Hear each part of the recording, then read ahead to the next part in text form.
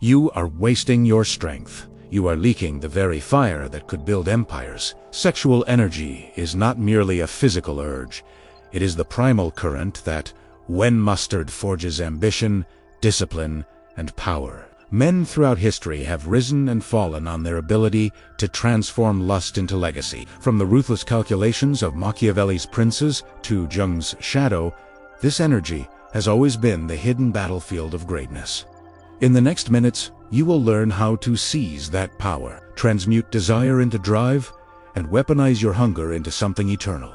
Desire begins in silence. It moves beneath the skin like a restless serpent, coiling, striking, leaving no man untouched. You feel it when your eyes fix upon a figure, when your blood stirs at the thought of conquest, when your body trembles with hunger. This fire, ancient and unyielding, is both your curse and your crown. Most men allow it to consume them, to scatter their strength into fleeting moments of pleasure. But a few, a rare few, recognize it as the foundation of greatness. Sexual energy is not simply biological. It is the deepest current of life force. Older than civilization, older than speech, older even than memory. It was this fire that drove primitive men to hunt under the moonlight, to risk their lives against beasts larger than themselves. All for survival and for the continuation of their bloodline. The same fire made empires rise, temples stand, and entire histories unfold. Yet, in the modern world, this fire has been cheapened. It is diluted by screens, distractions, and the endless call of comfort. Pause. Feel it. You know this truth in your bones. The very desire that could elevate you instead tempts you into weakness.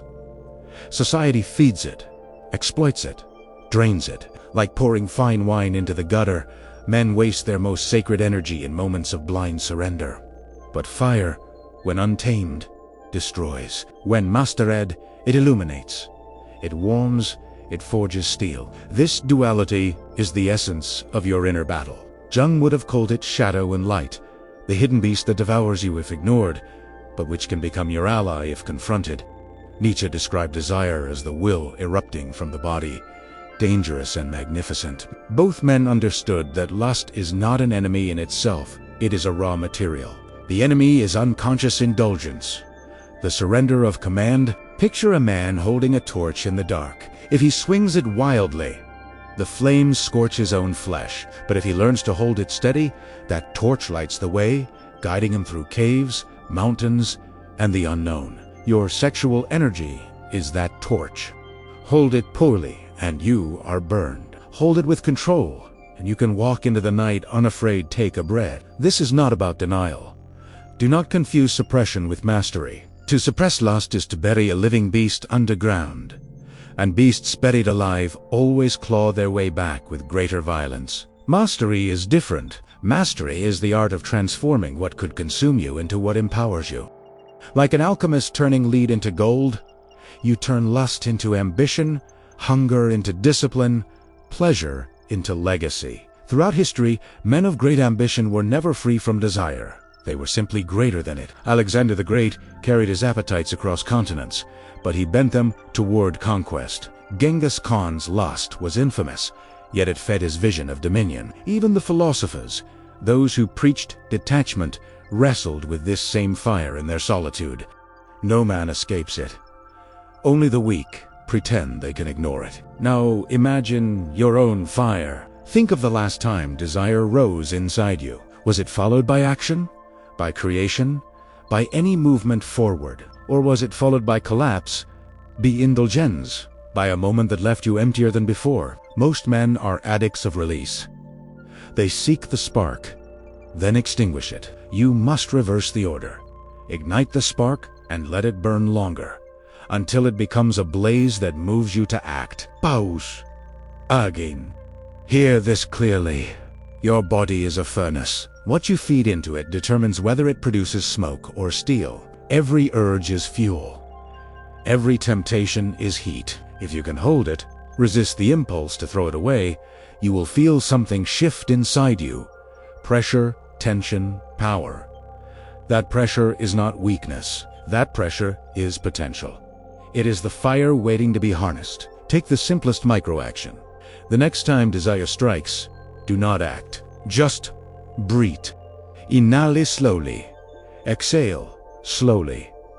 Observe it. Feel it rise in your chest, in your stomach, in your veins. Instead of drowning in it, study it. Let it build without collapse. That small pause is your first act of power.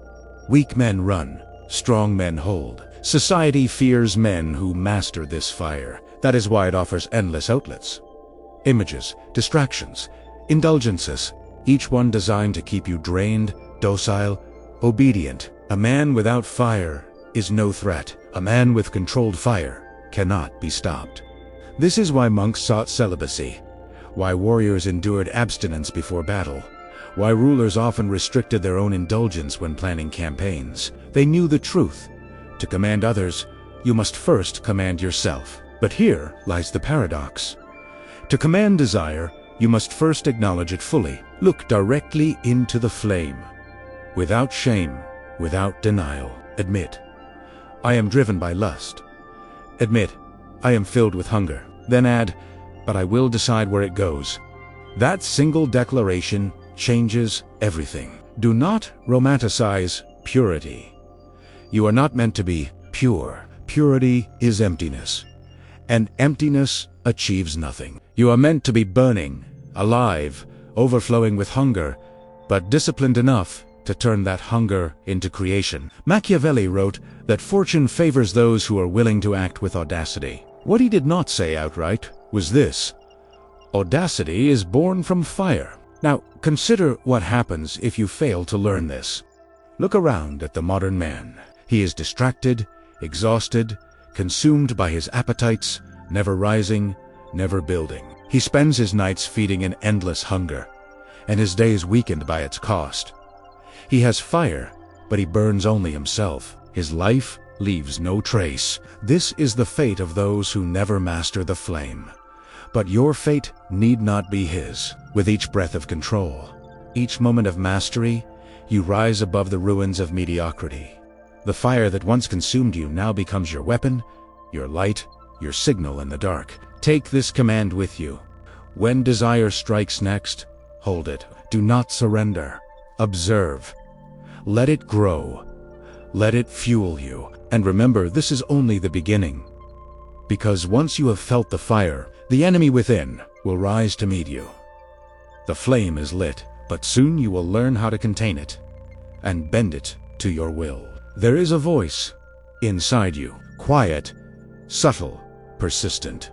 It does not shout, it whispers. It tells you that you are tired, that you deserve to rest, that you can indulge just this once. It tells you that pleasure is harmless, that discipline can wait, that ambition is heavy and unnecessary. That voice is not your friend. It is the inner servant, the enemy within the part of you that bends, kneels, and surrenders your fire to comfort. Every man carries this servant. He wears many masks.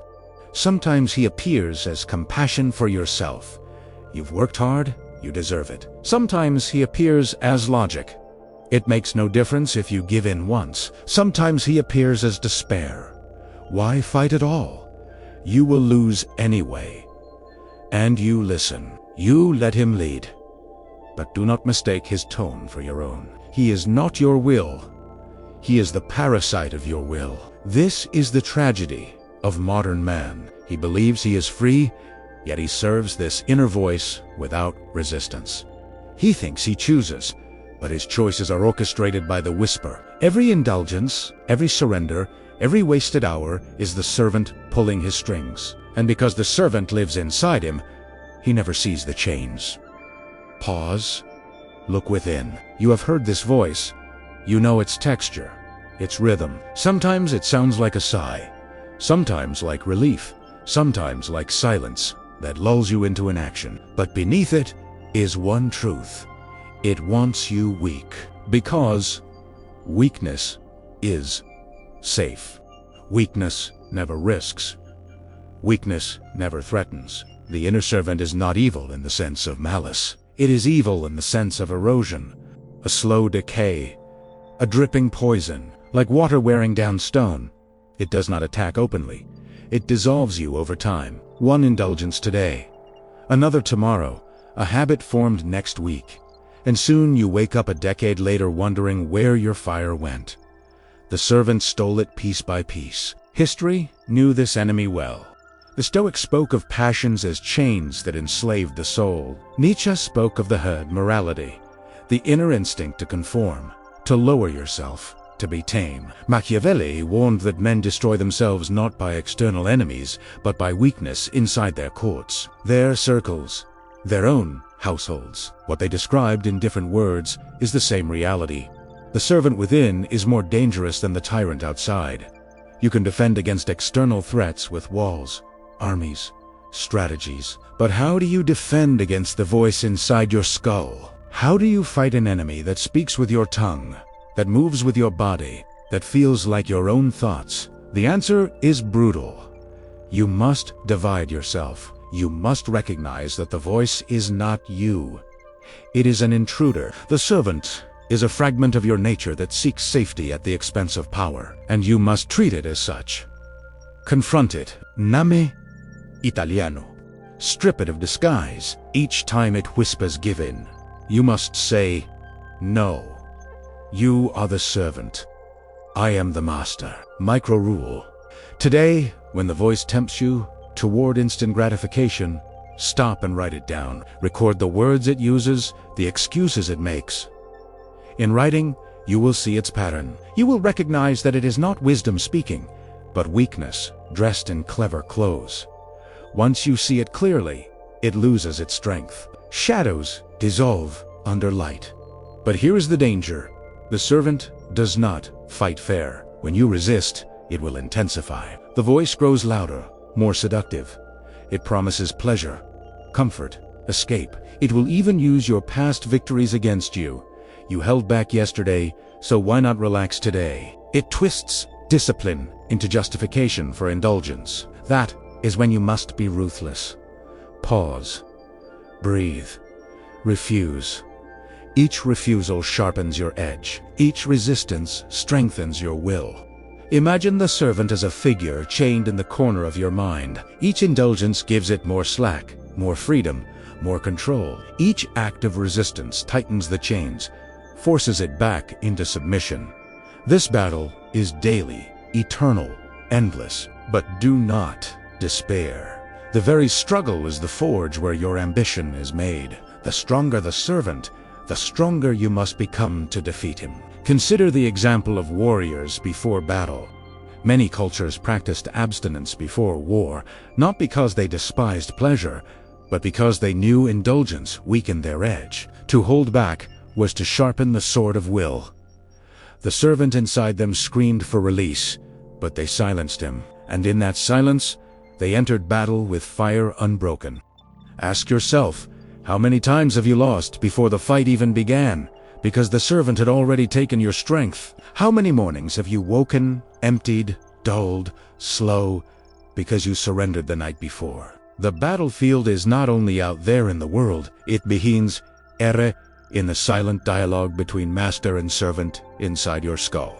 You must choose your allegiance. Will you kneel to the servant, soft and complacent, or will you stand as master, hard and commanding? There is no middle ground. Compromise is defeat. For each time you obey the servant, you reinforce his throne. Each time you disobey, you reclaim your crown. Here is your second rule. Eliminate one habit of surrender. It may be small. Perhaps it is scrolling endlessly when you should be working. Perhaps it is indulgence in food or drink or idle pleasure. Whatever it is, cut it today. Do not taper it. Sever it. Feel the sting of denial. That sting is your weapon. That sting is proof you are alive, that you are master. The servant will resist. It will rage like a child denied its toy. Let it rage. Sit in the discomfort. Feel its claws, its whine, its pull. And then smile. Because its rage means you are winning. The servant is loudest when it feels the chains tightening. Hun, on say side.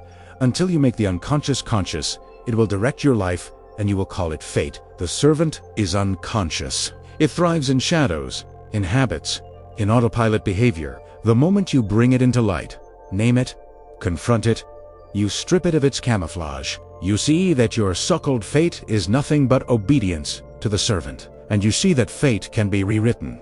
Pause again, inhale, exhale. Listen closely. The servant whispers even now. It may be saying, "This is too harsh. This is unnecessary. Life is meant to be enjoyed." Recognize it. That is the voice. Do not fall for it. Train yourself, even here, in this moment, to reject it. That rejection is the birth of mastery. But do not think this battle ends here. For when you deny the servant, something else awakens. The fire within grows hotter, more volatile. It presses against you, demanding release. You will feel it's stronger than ever before. This is the paradox. To silence the servant is to unleash the raw flame of desire unbound. And what you do with that flame will decide your future. Your enemy lives within you, whispering comfort. And it will not go down without a fight. The flame is alive. You have felt it. You have recognized the inner servant who seeks to waste it. Now, the question sharpens. What do you do with the fire once it is held in your grasp? This is the essence of alchemy. The ancient art, not of metals and crucibles, but of spirit and will. To transmute lust into ambition is the highest form of human mastery. Alchemy was never about turning lead into gold. It was a metaphor, a secret code. Lead was the raw human impulse. Heavy, dull, common. Gold was the transformed essence. Radiant, incorruptible, eternal. You are the alchemist, and your sexual energy is the lead. Your will is the furnace. The process is violent, demanding, but it forges greatness. Desire rises as fire. If you spill it, it vanishes.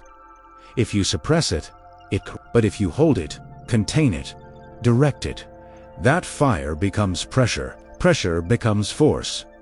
Force becomes creation. This is the chain of transformation. Men who master it build cities, write philosophies, command armies. Men who fail collapse into mediocrity. Pause.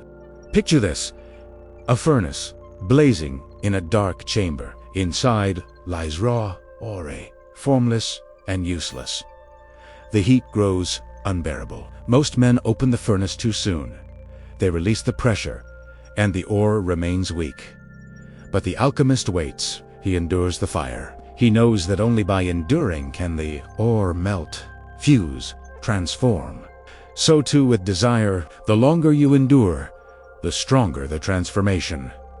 This is not abstinence for its own sake. Abstinence without purpose is self. The goal is redirection. You do not simply hold the energy, you command it. You funnel it into work, into training, into creation. Each time lust rises, you have a choice. Squander it in a moment of collapse, or redirect it into something that strengthens your legacy. Microaction. The next time you feel the surge of lust, do not collapse. Stand, write a page, do 20 push-ups. Build something, even small. Anchor the energy into action. This simple redirection teaches your body a new law. Desire is not for wasting, it is for building. But here lies the paradox. Transformation requires resistance, and resistance is painful. The body rebels. The mind craves release. The servant whispers louder than ever. The pressure grows, and in that crucible, your will is tested. Weak men break. Strong men harden. Your will, like muscle, only grows through resistance. Without struggle, there is no alchemy. Consider Nietzsche esse will to power, the idea that life itself is the striving to overcome, to dominate, to expand. Sexual energy is the rawest expression of this will. It seeks expansion, release, life. But if you hold it, the will does not die. It mutates. It seeks new outlets, ambition, conquest, creation. By denying the body's easiest path, you awaken higher paths, History is carved by such men. Leonardo da Vinci channeled his obsession into invention. Nikola Tesla, consumed by strange energies, redirected them into vision. Even ascetics and monks, though they denied flesh, built monuments of thought and discipline that outlived kings. Each man discovered the same secret: desire. When denied its lowest form, ascends into higher ones. Now imagine yourself as an alchemist. Every urge is raw or delivered into your furnace. Each time you resist release, you raise the heat. Each time you redirect, you hammer the metal. Slowly, painfully, you forge steel where once there was only clay. This steel is not visible. It is not shown in the mirror. It is a force, a presence, a weight that others feel without understanding. But beware, alchemy is dangerous. If you hold the fire without direction, it can consume you. Obsession, rage, frustration, these are the signs of fire without outlet. You must always direct the energy outward. Build, write, train, speak, create. Without direction, you are a furnace burning itself down. With direction, you are a forge birthing weapons. Micro rule. When lust rises, channel it into a physical act that improves you. If you feel restless, train. If you feel distracted, work on your project. If you feel burning, turn it into fuel for creation. This rule is iron. Break it, and the fire will break you. There will be nights when the fire is unbearable. The servant will whisper, "Just this once, release it." The body will ache, the mind will beg. Remember, this is the heat of transformation. Alchemy is never gentle. It is violent, merciless. But the longer you endure, the sharper your will becomes. Endure inug, and the fire no longer tortures you. It obeys you. Pause. Breathe. Visualize yourself standing before the furnace. Feel the heat on your skin, the weight in your chest, the hunger in your blood. Hold it. Let it grow. Then see yourself strike the hammer. Each strike is a task completed, a goal advanced, a step taken. The energy is no longer wasted. It is crystallized into something eternal. Machiavelli taught that fortune bends to boldness. Boldness is not rashness. It is the courage to endure fire longer than others dare. To hold desire when others collapse is the boldness that fortune respects. This is why so few rise, and why those who rise stand apart. They have transmuted the fire, others squander. Rule 3. Create a ritual of transmutation. Do not leave it to chance. Choose an act, writing, lifting, working, and every time the fire rises, perform it. Train your body like a soldier. Condition your mind like a machine. Soon, the link becomes automatic. Lust equals action. Fire equals creation. But notice transformation is never final. The alchemist never declares his work complete. Each day brings new fire, new ore, new trials. Each day you must choose again to endure, to direct, to create. This is the endless labor of mastery, and yet it is precisely this endlessness that makes it powerful. Each act compounds, each refusal strengthens, each redirection builds, and over time you notice the shift. Your presence grows heavier, your words cut deeper, your eyes burn with intensity. Others sensate, though they cannot explain it. They see a man who does not waste himself, a man whose fire is not scattered but focused. They feel your will, hard as steel burning beneath your skin. This is the gift of alchemy, not merely to hold energy, but to weaponize it, to turn the weakness of indulgence into the strength of ambition, to turn the hunger of flesh into the hunger for greatness, to turn the servant's whisper into silence and the fire's chaos into command. And yet, this mastery demands structure, for fire without walls spreads and destroys. The alchemist needs not only a furnace, but a fortress. The furnace of your will begins to forge something harder than flesh ambition itself. A man without walls is a city already conquered. Fire alone is not enough. Desire, even when transmuted, is volatile. restless, explosive. Without structure, it escapes, it consumes, it turns inward and destroys. That is why the next step after alchemy is architecture, the construction of your fortress of discipline. Discipline is not chains. Discipline is not denial for its own sake. Discipline is walls, gates, towers. It is order that protects your energy from leaks and invasions. You cannot hold the fire in your bare hands forever. You need a vessel. You need a structure. You need to build your fortress. Pause. Picture it. High walls rising out of the ground. Stone upon stone. Each stone a rule you set for yourself. Without walls, storms break you. With walls, storms test you but cannot enter. Your fire burns safely within, contained, guarded, waiting to be unleashed at your command. Most men live exposed, open plains, without fortresses. Every distraction invades them. Every temptation plunders them. Their energy is scattered like villages raided by passing armies. They have no rules, no structure, no protection, and so they wonder why their lives collapse. The truth is simple. They have no walls. The fortress is built from routines.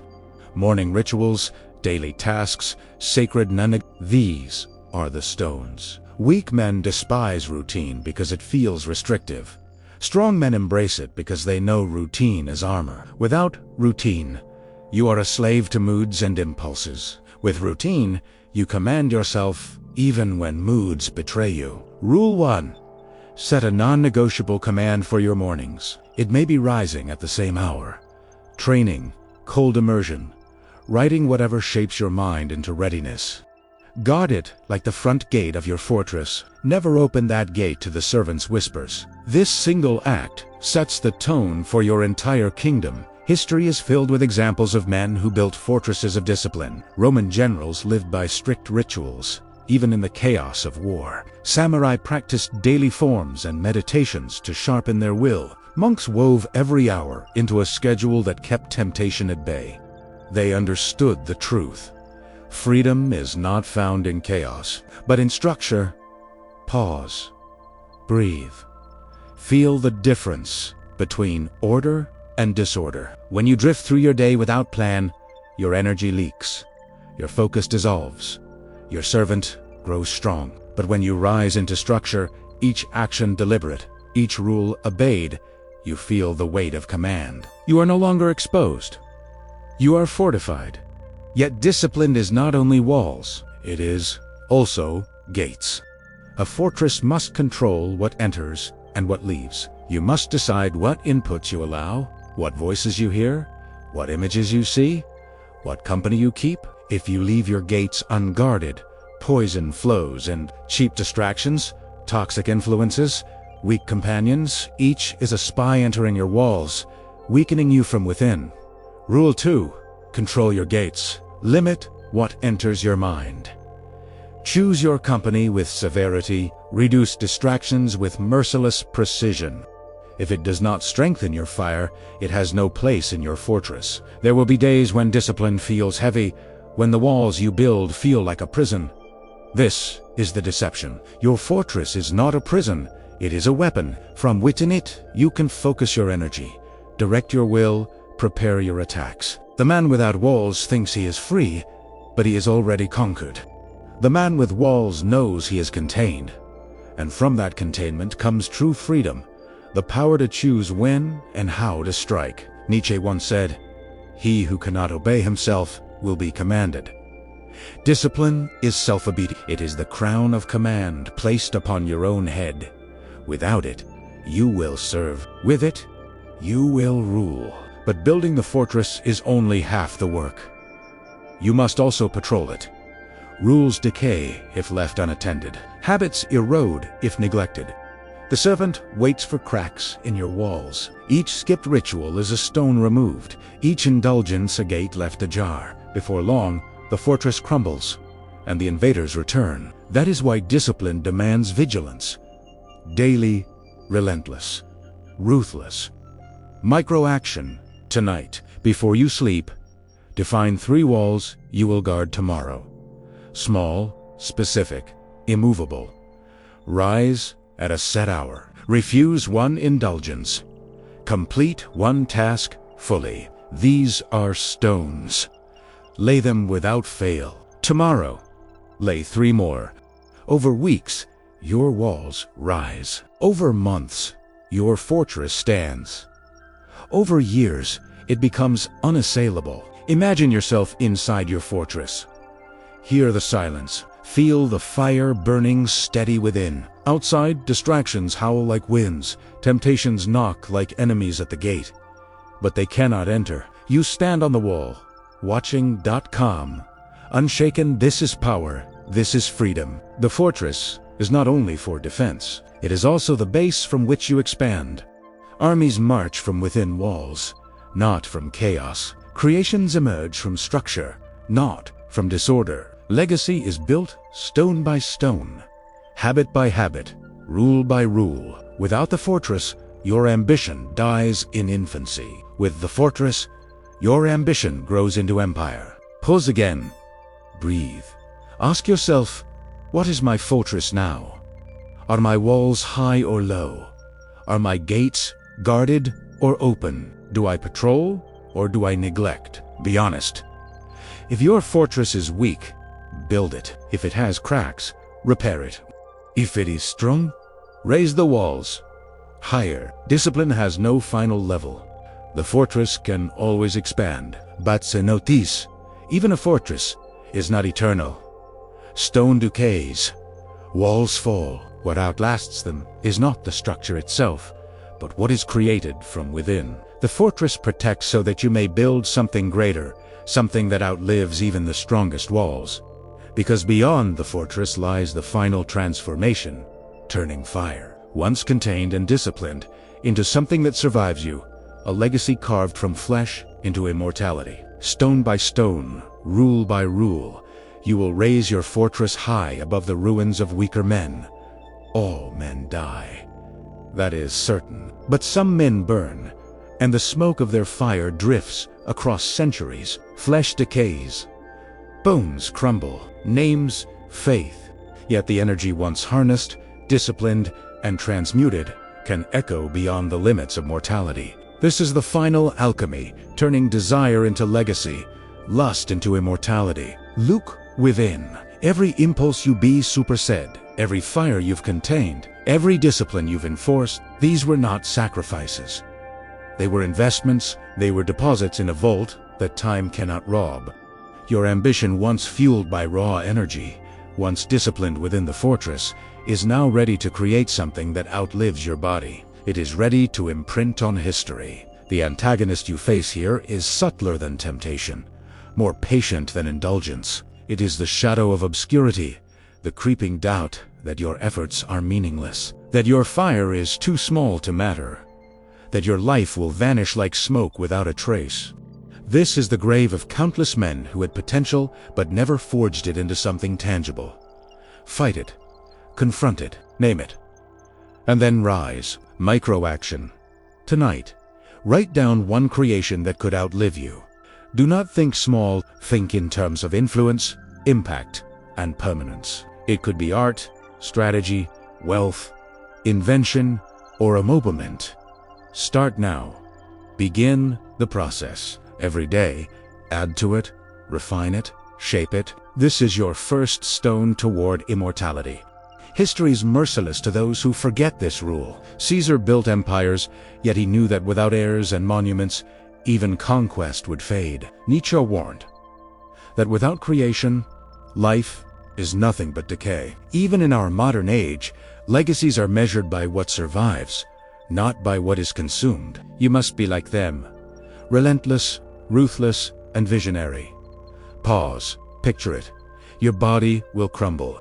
Your fire will be released, not into indulgence, not into chaos, but into a work of permanence. This is the final transmutation. Desire, once lustful, once raw, becomes the energy that sculpts history. The heat of your fire is no longer for fleeting pleasure.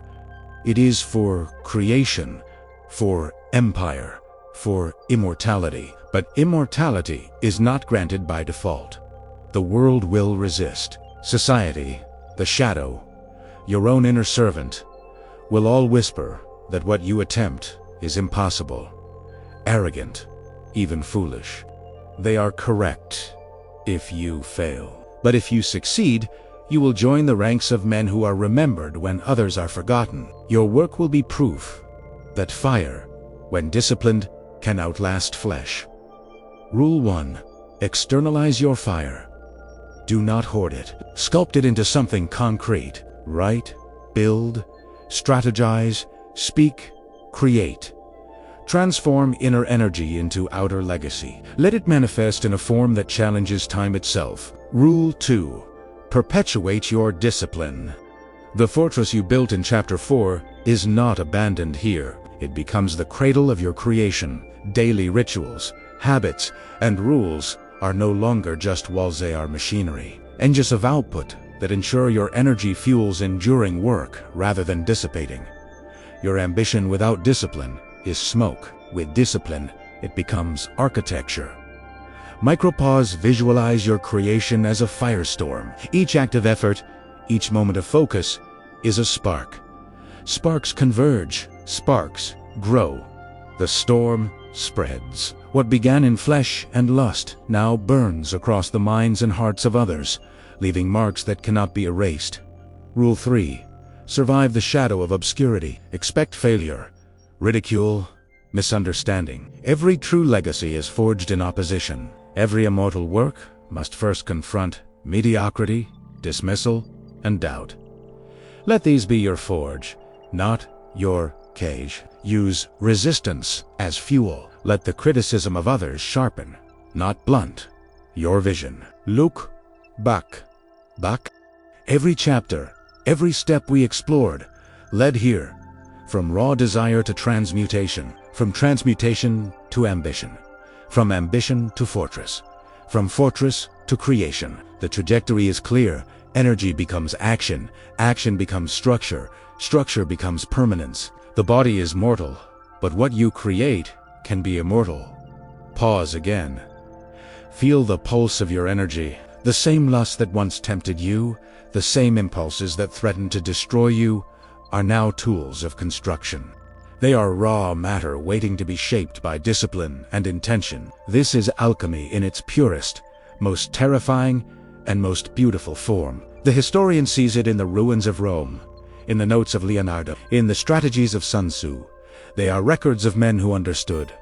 Mastery over oneself produces mastery over destiny. Desire, properly channeled, becomes a river of power that nourishes the world long after the vessel has returned to dust. Microaction, identify one influence you can leave on someone else today. Mentorship, writing a note, initiating a project, inspiring a mind. Your energy does not vanish, it multiplies. Begin the cycle of extension. Immortality is not mystical. It is practical. It is tangible. It is deliberate. Pause. Breathe. The final enemy is fear. Fear that nothing will last. That the body, the ego, the effort are all meaningless. It is not. Fire left unchanneled is chaos. Fire disciplined and directed is immortality. Remember this when fatigue strikes.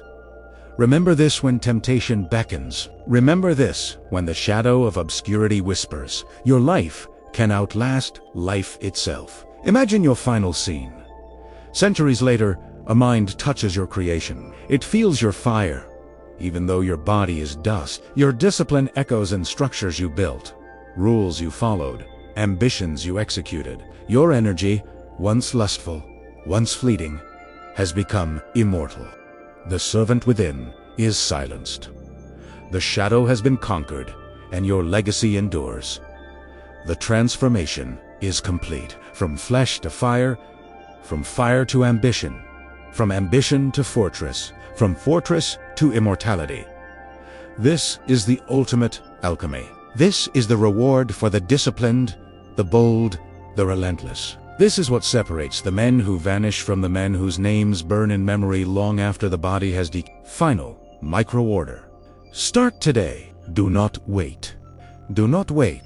Let your energy, your lust, your desire, your fire become something that will outlast you. Build, create, command. Immortality is earned, not granted. Your body will die. Your fire can burn forever.